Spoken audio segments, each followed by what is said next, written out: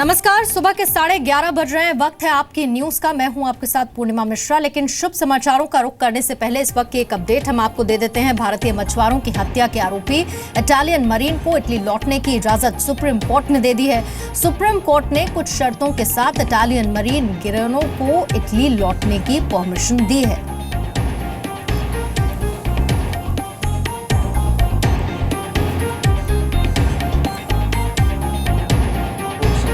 ये कंडीशन चल रही है। सरकार का रुख क्या था?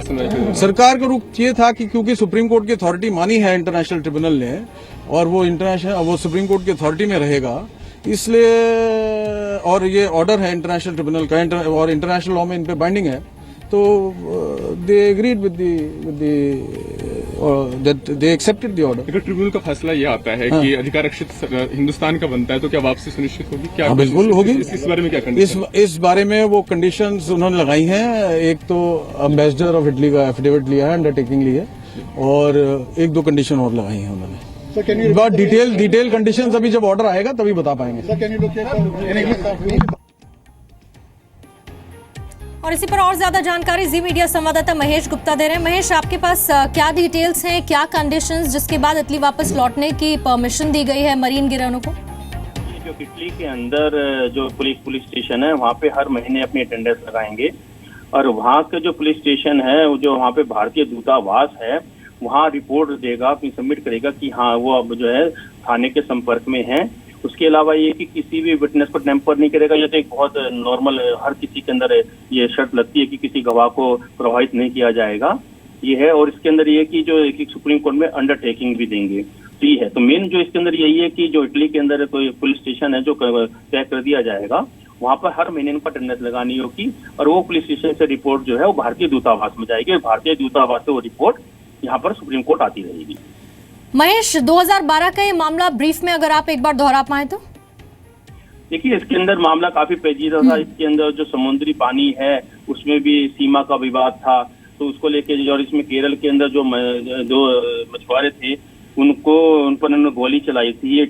जो ये इटालियन मरीन है, उसमें मछुआरों की मौत हो गई थी। उसके बाद से इन दोनों पे हत्या का मुकदमा आपको मुझे रोकना होगा। Now certain conditions have been put, which are the conditions which will be used to permit him to go abroad and stay in Italy. What are the conditions, sir? The conditions, number one is that he'll surrender his passport when he reaches Italy. Number two condition is that he will report once every month to the police station there, and then that report will also be sent to the Indian embassy.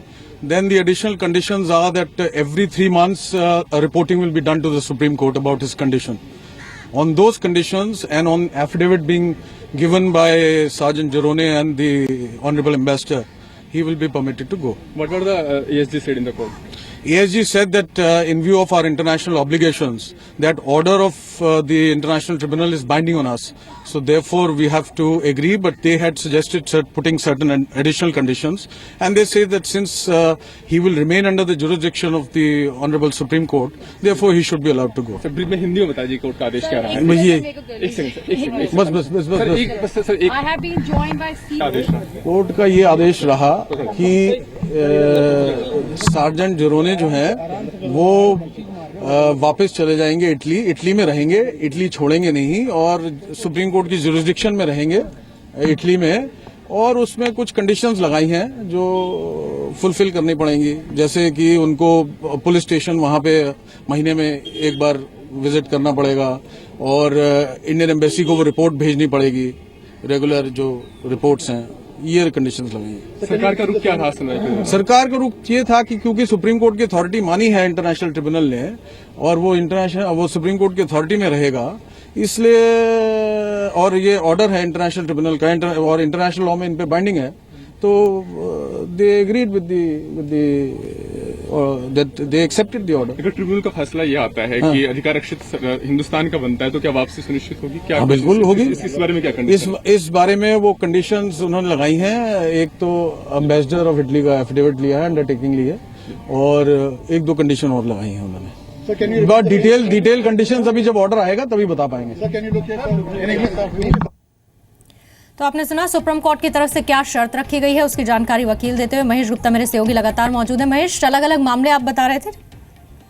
तो इसके अंदर जो 2 भारतीय मछुआरे थे उनकी मौत हो गई थी, तो 302 का हत्या का मुकदमा दर्ज हुआ था। उसके बाद फिर ये इशू उठ गया था कि इसकी जांच किससे कराई जाए।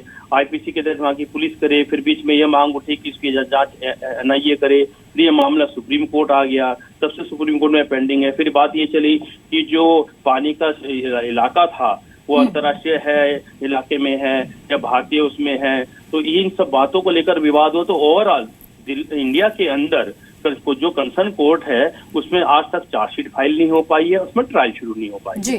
तो इसमें इन दोनों जो इटालियन मरीन थे इनका ये कहना था, जिसमें एक को तो काफी तबीयत खराब हो गई थी 1.25 साल पहले, और वो फिर जो है अपने इलाज के लिए वापस अपने देश भी गया है और वहाँ पे उसका जो है ट्रीटमेंट चल रहा है और उसका टाइम एक्सटेंड होता जा रहा है। और उनका यही कहना था कि जब इंडिया में कोई कार्रवाई हो ही नहीं रही, कोई चार्जशीट नहीं हो रही है, कोई ट्रायल नहीं हो रही है, तो इनको इंडिया में क्यों जबरदस्ती रखा जा रहा है। इनको अपने और देश वापस भेजा जाए। इसी के बाद कुछ शर्तों के साथ सुप्रीम कोर्ट ने परमिशन दी कि आप इटली वापस लौट सकते हैं। बहुत बहुत शुक्रिया पूरी जानकारी देने के लिए महेश।